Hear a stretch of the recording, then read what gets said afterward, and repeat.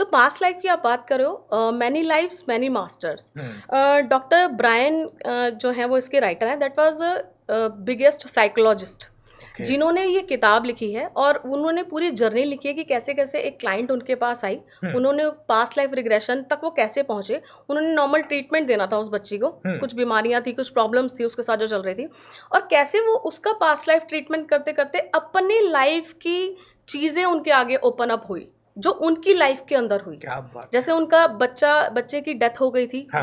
वो पूछते थे कि मेरे बच्चे की डेथ क्यों हुई, वो रिवील हुई उस उनकी क्लाइंट के थ्रू। मतलब ये कैसे, थोड़ा बहुत नया है मेरे लिए ये, क्योंकि जब वो पास्ट लाइफ में उसको लेके, past life is a process, past life regression, तो जब उनको लेके जाते थे तो वो जो उसके माइंड को जब हम उस स्टेट में लेके जाते हैं किसी भी क्लाइंट के, तो जब वो स्टेट में जाता है तो वो पास्ट लाइफ को एक्सपीरियंस करता है। अच्छा, ठीक है। और हिप्नोसिस के थ्रू वो लेके जाया जाता है। अच्छा। और वो पास्ट लाइफ को जो चीज़ें, जो क्वेश्चन स्पेसिफिक पूछा जाता है, उस क्वेश्चन के अगेंस्ट वो पास्ट लाइफ देख रहा होता है। और साथ में जो साइकोलॉजिस्ट, जो डॉक्टर थे, वो उसको नोट करते थे।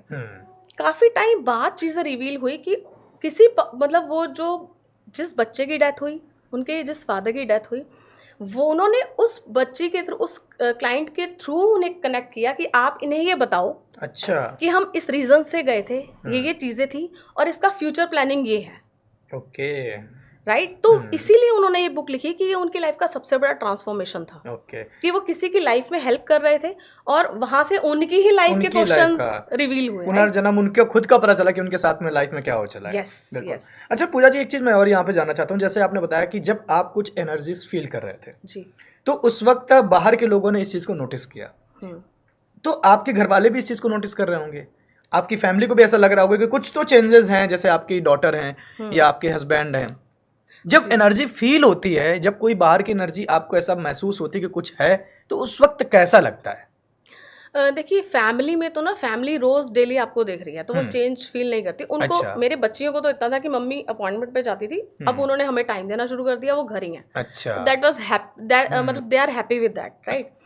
हस्बैंड के 9 आउटलेट्स हैं केक डिजायर के नाम से, तो वो वहाँ बहुत ज़्यादा बिजी रहते हैं। आर्टिस्ट चौक हमारा एक नया वेंचर आया है, तो वो उसमें भी उसी के माध्यम से जुड़े हम। यस। तो बहुत ज़्यादा बिजी रहते हैं, तो रात को आते हैं, सुबह उनका चला जाना, हमारी कम्युनिकेशन इतनी ज़्यादा नहीं हो पाती। अच्छा। ये जर्नी मेरी अपनी है। अच्छा। इसमें कुछ 1 या 2 या 3 लोग ही शामिल थे। अब मैं बताती हूँ कि जो पास्ट लाइफ आप पूछ रहे हो कि मुझे एक्सपीरियंस है या नहीं। बिल्कुल सही बात है। पास्ट लाइफ का सबसे पहली चीज, सबसे बड़ा उदाहरण हमारे सनातन धर्म में जिसे मैं समझती हूँ है श्रीमद् भगवत गीता। बिल्कुल।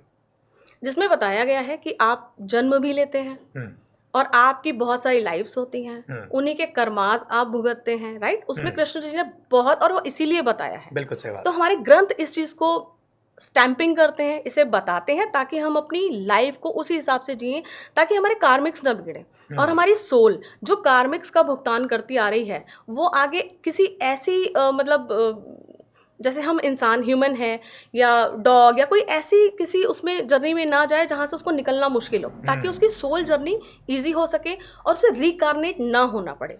ये हमें गीता जी सिखाती है, राइट।